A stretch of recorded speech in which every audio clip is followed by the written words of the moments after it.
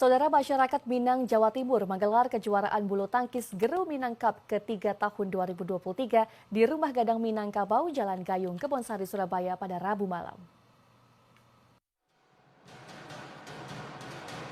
Kejuaraan bulu tangkis Gebu Minang Cup ketiga tahun 2023 diikuti puluhan peserta dari berbagai kota dan kabupaten yang ada di Jawa Timur. Sebelum dimulai pertandingan diawali dengan berbagai kesenian Minang, di antaranya silat, tambua tansa, musik talempong, dan tari persembahan yang merupakan tarian penyambutan tamu atau undangan.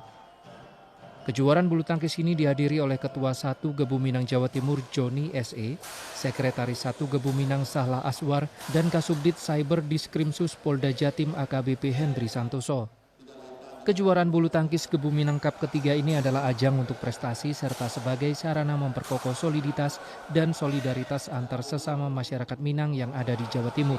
Memang suatu pertandingan olahraga ini tentu tujuannya menjadi suatu harapan kita ya. Yang pasti untuk persaudaraan dan persahabatan. Dan ini memang dikemas oleh panitia, istilahnya untuk saling mengenal.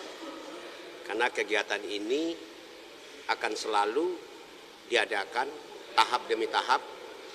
Karena apa?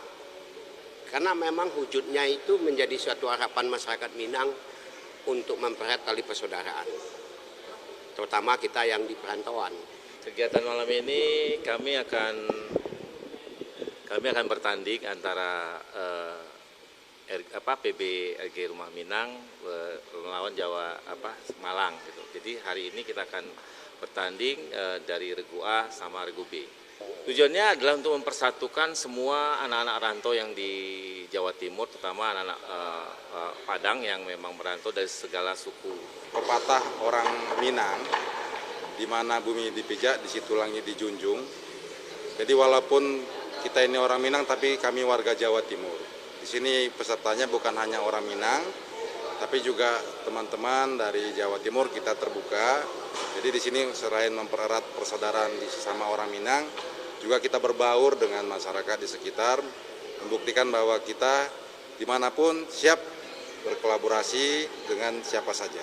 Dan tentunya diharapkan nanti ada bibit-bibit muda yang bisa mengharumkan nama Jawa Timur secara khusus, Indonesia pada umumnya.